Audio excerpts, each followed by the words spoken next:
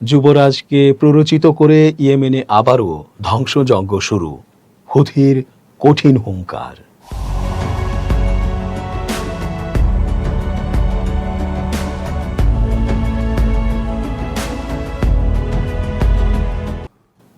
আসসালামু আলাইকুম দর্শক, কেমন আছেন?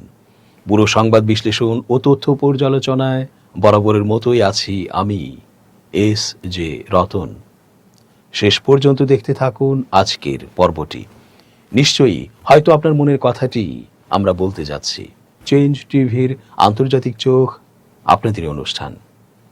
সৌদির সাথে আমেরিকা তথা পশ্চিমাদের সখ্যতা নতুন কিছু নয়, তারপরও মনের কোণে একটা আশার আলো মিটমিট করে জ্বলেই যে কোনো না কোনো সময় হয়তো সৌদি আরব দেশটি ইসলামের জন্য বৃহত্তর স্বার্থে ইহুদি ও হিন্দু খ্রিস্টীয় কূটচাল বুঝে ফিরে আসবে একই পতাকা তলে।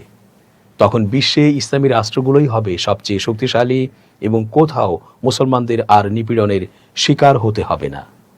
এই তো ইরান বনাম আমেরিকা ইসরায়েল যুদ্ধেও আমেরিকার সৌদি ঘাঁটিগুলো হামলার শিকার হলেও সৌদি কিন্তু সেই রকমভাবে প্রতিক্রিয়া দেখায়নি। তখন বুঝতে পারা গিয়েছিল সৌদি যতটুকুই ইরানের বিরুদ্ধে লড়ছে তা হয়তো ব্যালেন্স করার জন্য, কারণ তাকে সব কিছুই মেনটেন করে চলতে হচ্ছে। কিন্তু না, কেন যেন বারবার আমরা হোঁচট খাই, আবারও সৌদির গাদ্দারিটা ধরতে পারি। ট্রাম্প যুবরাজকে নানাভাবে প্রলোভন দেখিয়ে ইয়েমেন ইস্যুকে উস্কে দিচ্ছেন, আর এটা যুবরাজ লুফেও নিচ্ছেন। তাহলে মধ্যপ্রাচ্যে অস্থিরতার শেষ কি কোনোদিনও নেই? তবে ইয়েমেনের হুথি গোষ্ঠী তারাও জীবন দিয়ে লড়ে যাওয়ার প্রত্যয় ব্যক্ত করেছে। ইয়েমেনে ইরান সমর্থিত হুথি বিদ্রোহীদের বিরুদ্ধে নতুন করে সামরিক অভিযান চালাতে সৌদি আরবকে সবুজ সংকেত দিয়েছেন মার্কিন প্রেসিডেন্ট ডোনাল্ড ট্রাম্প। সৌদি আরব ও হুথিদের মধ্যে উত্তেজনা তৈরির পরপরই এমন খবর সামনে এলো। মার্কিন সংবাদ মাধ্যমটি জানিয়েছে এই পদক্ষেপের ফলে দুই পক্ষের মধ্যকার অনানুষ্ঠানিক যুদ্ধবিরতির অবসান ঘটতে পারে। পাশাপাশি যুক্তরাষ্ট্র ও ইরানের মধ্যে সংঘাত আরও ছড়িয়ে পড়ার ঝুঁকি আছে। সোমবার হুথিদের নিয়ন্ত্রণে থাকা সানা আন্তর্জাতিক বিমানবন্দরে ভয়াবহ হামলা হয়। ইরানের প্রয়াত সর্বোচ্চ নেতা আয়াতুল্লাহ আলী খামেনির দাফন শেষে হুথিদের একটি প্রতিনিধি দল উড়োজাহাজে করে সানার উদ্দেশ্যে রওনা দেওয়ার পর ওই হামলা চালানো হয়। উড়োজাহাজটি পরে লোহিত সাগরের বন্দরনগরী আল হুদায়দাহে অবতরণ করে। হুথিরা এই হামলার জন্য রিয়াদকে দায়ী করে সৌদি আরবের সঙ্গে যুদ্ধবিরতি শেষ বলে ঘোষণা দিয়েছে।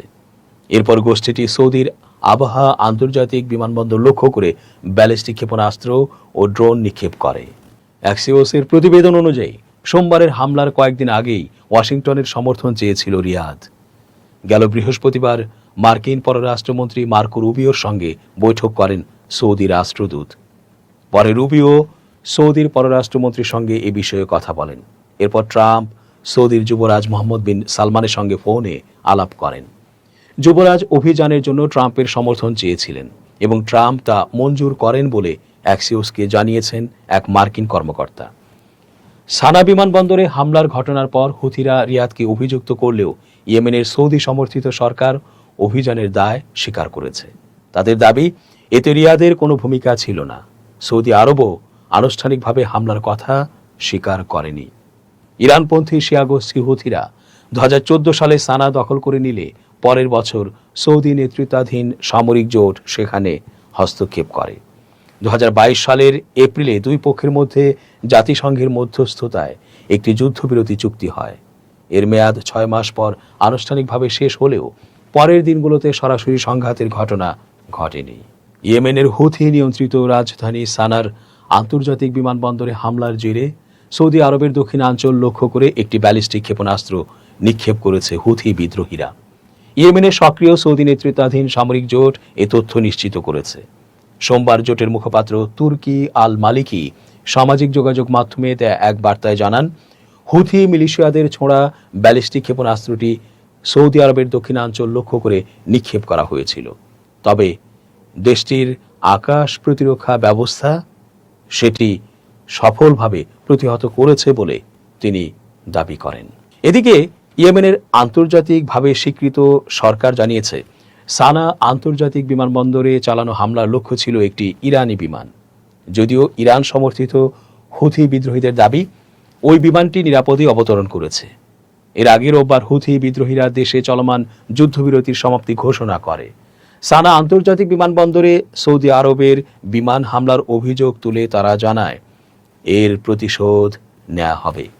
হুথিদের সশস্ত্র বাহিনীর মুখপাত্র ইয়াহিয়া সারি বলেন, সানা বিমানবন্দরকে লক্ষ্য করে চালানো হামলার মধ্য দিয়ে দুই পক্ষের মধ্যে উত্তেজনা প্রশমনের প্রচেষ্টা কার্যত শেষ হয়ে গেছে।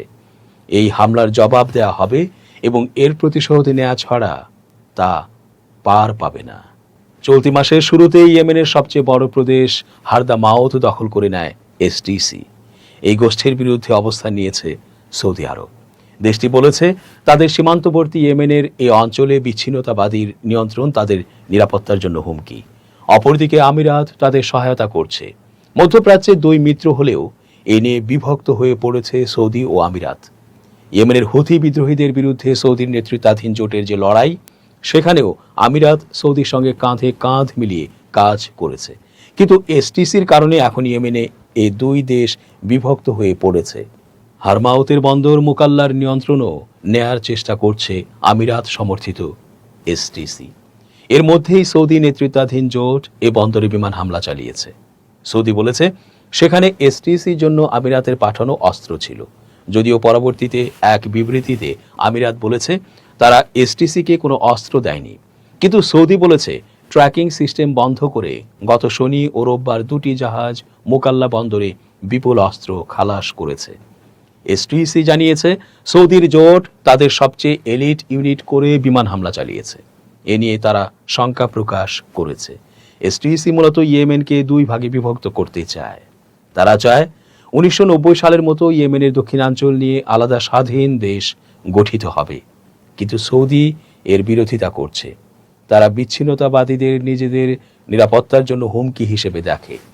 সৌদির পররাষ্ট্র মন্ত্রণালয় প্রকাশ্য বিবৃতিতে বলেছে আমিরাত এসটিসিকে সমর্থন দিচ্ছে, যা অত্যন্ত বিপজ্জনক।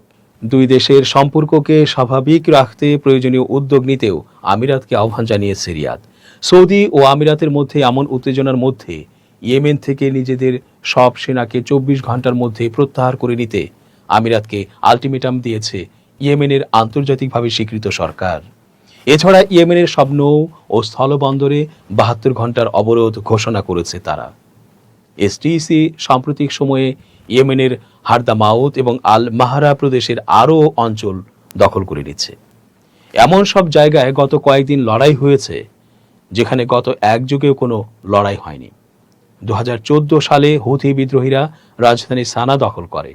ওই সময় তারা নতুন সরকার এবং জ্বালানির মূল্য কমানোর দাবি করে, কিন্তু এরপর তারা রাজপ্রাসাদ দখল করে ফেলে।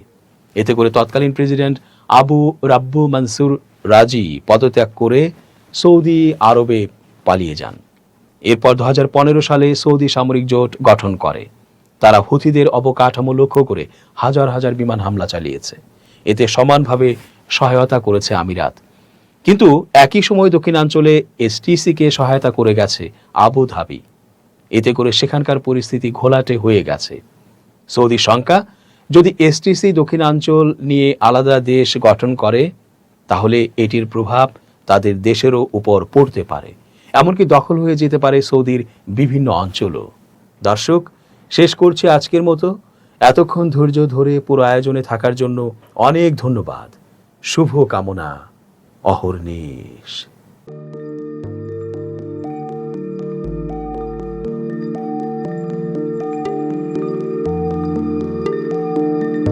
পহেলা জানুয়ারি 2026 ইউটিউব জার্নালিজমের অগ্রদূত changeTV.press সংগ্রাম মুখর 7 বছর পেরিয়ে পা রাখলো গৌরবান্বিত 8 বছরে। এই আনন্দ প্রহরে সবাইকে নিরন্তর শুভেচ্ছা।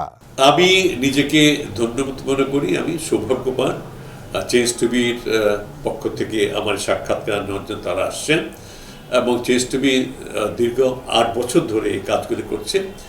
আমি তারা অনেক ভালো কাজ করেছেন, দেশের মানুষের সুখ দুঃখের কথা প্রত্যক্ষ তুলে ধরছেন। আমার আশা থাকবে চেঞ্জ টিভি সামনের দিকে উত্তরোত্তর আরও সমৃদ্ধ হবে।